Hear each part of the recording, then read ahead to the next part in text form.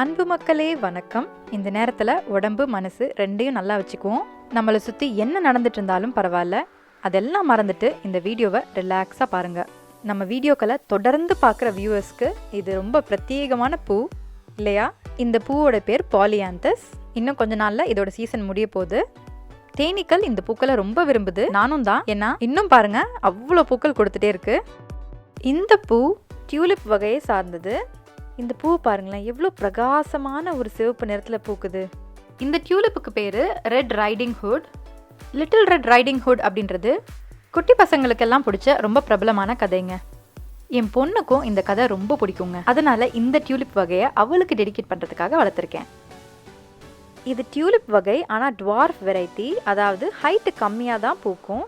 வெயில் நல்லா இருக்கும் போது விரிஞ்சிருக்கும், வெயில் குறைஞ்சதுன்னா அப்படியே மூடி மொட்டுக்களாக அழகாக இருக்கும். இந்த ஆங்கிளில் பார்க்கும் போது நல்லா ரோஜா பூக்களோட மொட்டுக்கள் மாதிரி எனக்கு தெரியுது. அடுத்து நம்ம பார்க்க போகிற பூக்கு பேர் daffodils.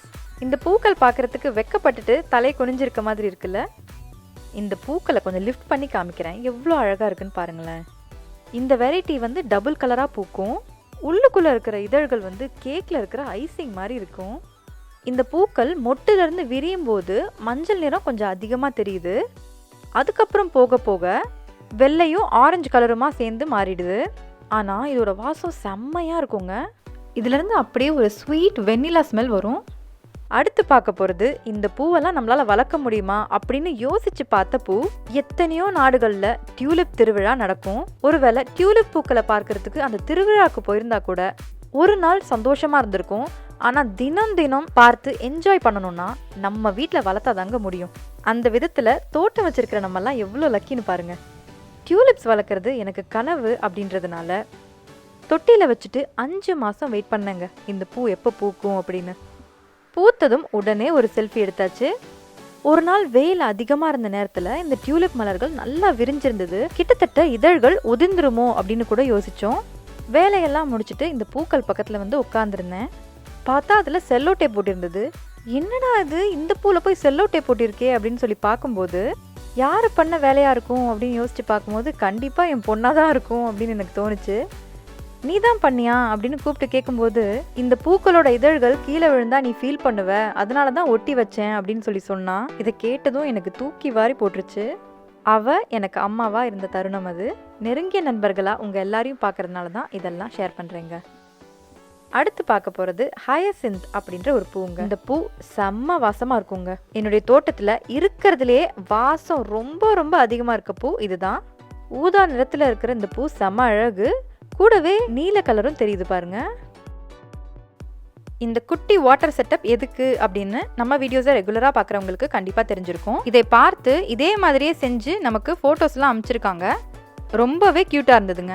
அதை வீடியோ கடைசியில் பார்க்கலாம். இது வந்து ப்ராட் பீன் செடி. இதோட பூக்களும் பார்க்க செம அழகாக இருந்தது. அதனால் எல்லாத்தையும் ஒன்றா சேர்த்து வச்சுருக்கேன். இதுக்கு பக்கத்தில் என்னுடைய மினி க்ரீன் ஹவுஸ் இருக்குங்க.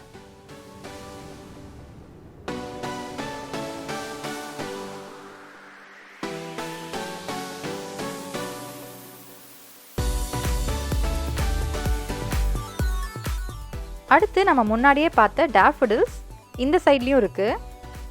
இந்த தொட்டியில் இருக்க daffodils தான் முதல்ல பூத்தது, அதனால் வாட ஆரம்பிச்சிருச்சு.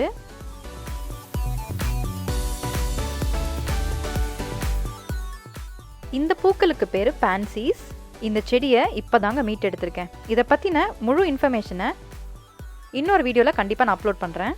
கட்டாயம் அந்த டிப்ஸ் எல்லாருக்கும் உதவும். அடுத்து ஒரு மஞ்சக்காட்டு மைனா வரப்போகுது. இது வந்து நான் வச்ச பேர் தாங்க. இதுவும் ஒரு வகையான daffodils தான்.